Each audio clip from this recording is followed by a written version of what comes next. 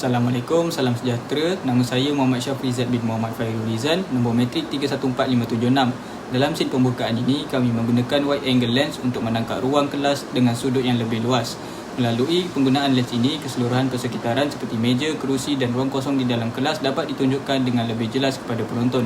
Selain itu, penggunaan lens ini juga membantu menghasilkan perspektif ruang yang lebih terbuka sekaligus memberi gambaran bahawa watak berada dalam keadaan bersendirian dan di dalam kelas. Kami memilih teknik ini kerana kami ingin membina mood awal cerita yang sunyi, kosong dan sedikit tegang. Subjek juga diletakkan di bahagian tepi frame untuk menghasilkan negative space yang membuatkan watak kelihatan lebih kecil dan terasing dalam ruang tersebut.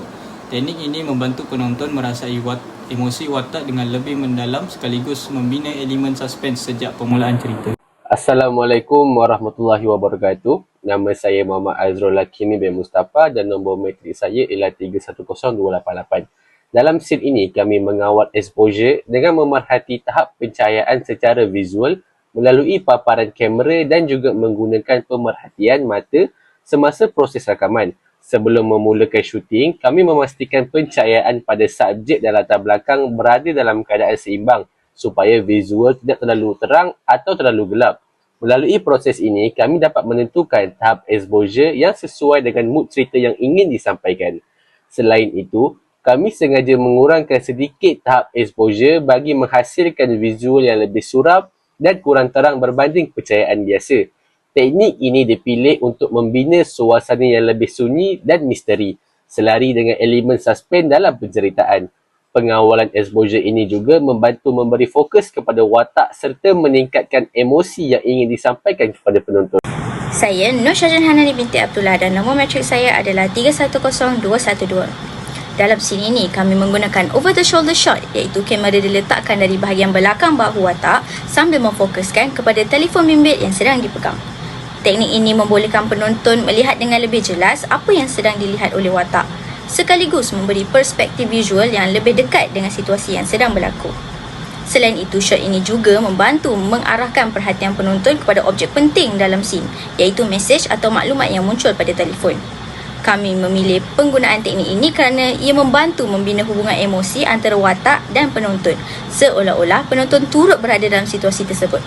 Apabila penonton dapat melihat dari sudut pandangan watak, elemen suspense dapat dibina dengan lebih berkesan kerana penonton mula tertanya-tanya tentang apa yang bakal berlaku seterusnya.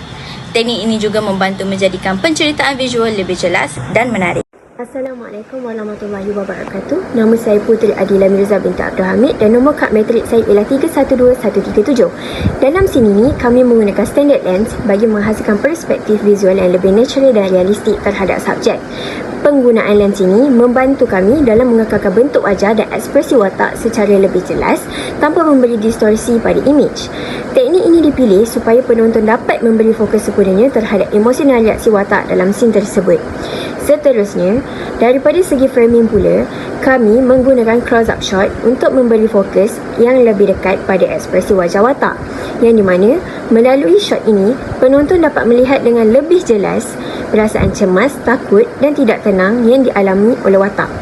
Gabungan penggunaan standard lens dan close-up shot ini membantu meningkatkan elemen suspense serta menjadikan babak ini lebih memberi impak kepada penonton. Baiklah, nama saya Muhammad Arsyad bin Fazli, nombor metrik 312602. Baiklah, dalam scene ini kami menggunakan color lighting iaitu red lighting bagi mewujudkan suasana yang lebih tegang, misteri dan penuh tekanan. Penggunaan pencahayaan berwarna merah dipilih kerana warna ini sering dikaitkan dengan rasa bahaya, ketakutan dan situasi yang tidak normal. Melalui teknik ini, emosi dalam scene dapat disampaikan dengan lebih jelas sekaligus membantu meningkatkan elemen suspense kepada penonton. Dari segi framing pula, kami menggunakan extreme close-up shot dengan memfokuskan kamera secara dekat pada bahagian mata watak.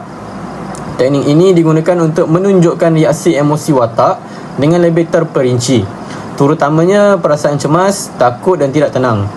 Gabungan color lighting iaitu red lighting bersama extreme close-up shot membantu menjadikan babak ini lebih intens dan memberi impak visual yang lebih kuat kepada penonton.